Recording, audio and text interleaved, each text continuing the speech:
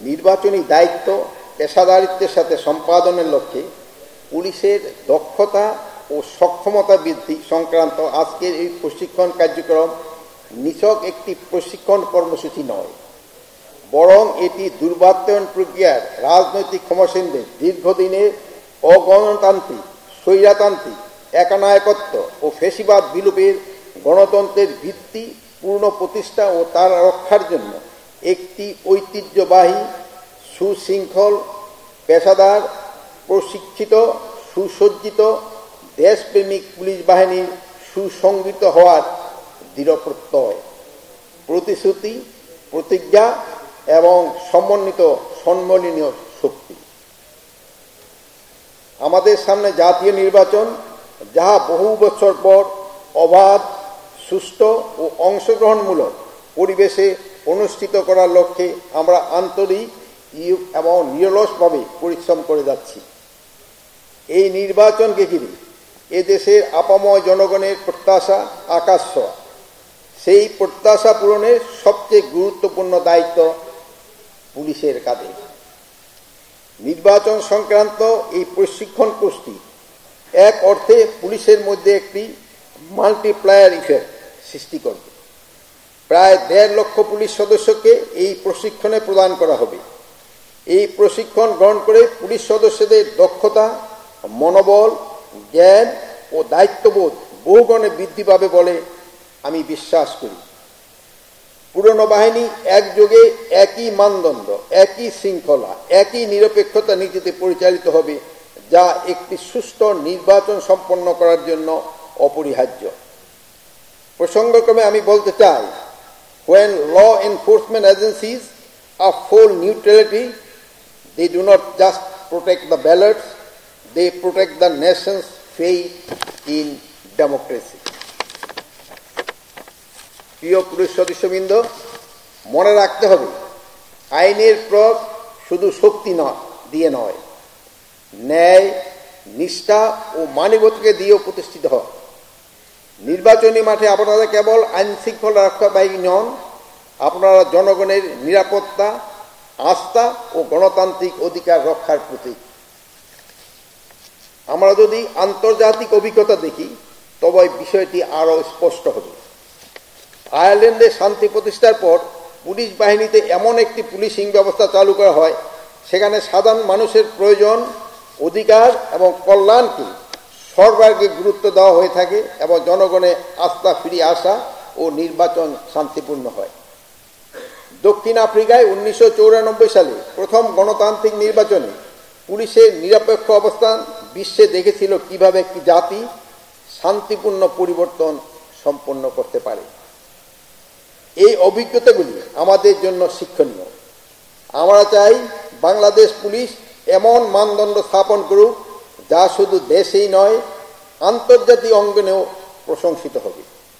এ কথা ভুলে গেলে চলবে না, আপনাদের সামান্যতম ভুল বা বিচ্যুতি পুলিশের ভাবমূর্তি বিনষ্ট করতে এবং জনগণের আস্থা হারাতে যথেষ্ট।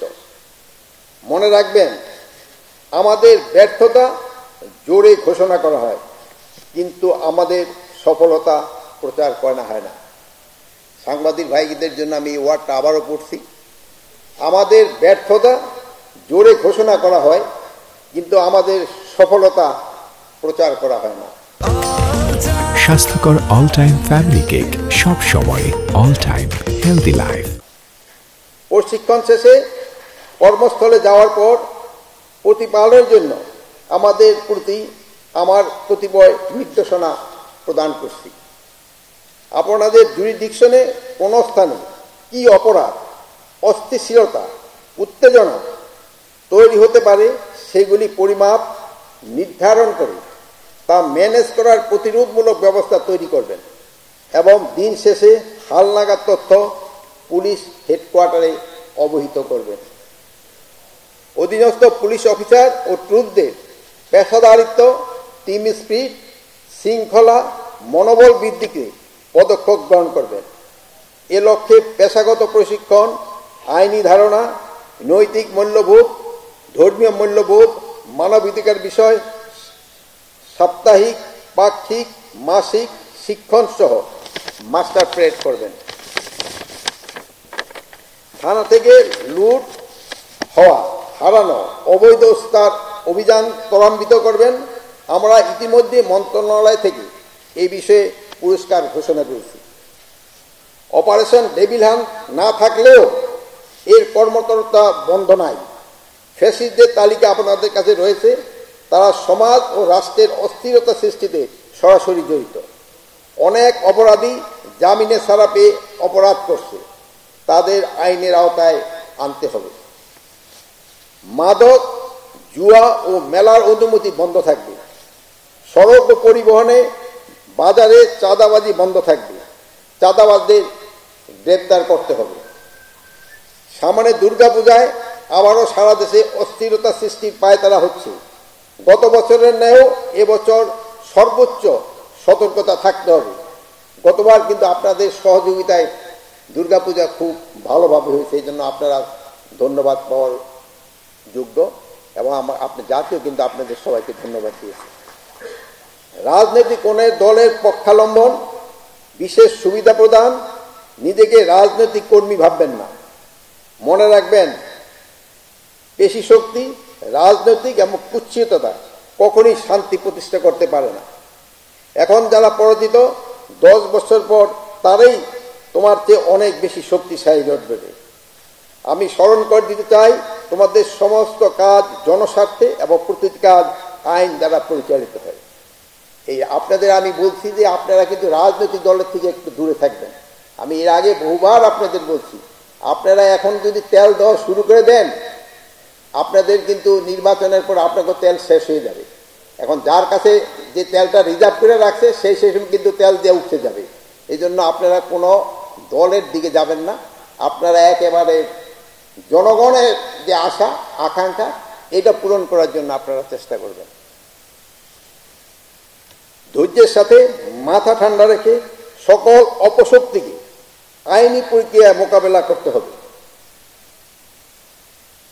আমরা কাজকর্মে যত স্বচ্ছ থাকব, সাধারণ জনগণের কাছে নিজেদের আস্থা অর্জন করতে পারব, ততদিন আমাদের প্রফেশনালিজম বৃদ্ধি পাবে এবং পুলিশের ঐতিহ্য ফিরে পাবে। আমি দৃঢ়ভাবে বিশ্বাস করি, এই প্রশিক্ষণ কার্যক্রম আমাদের পুলিশ বাহিনীকে আরও সক্ষম, আরও আত্মবিশ্বাসী এবং আরও পেশাদার করে তুলবে।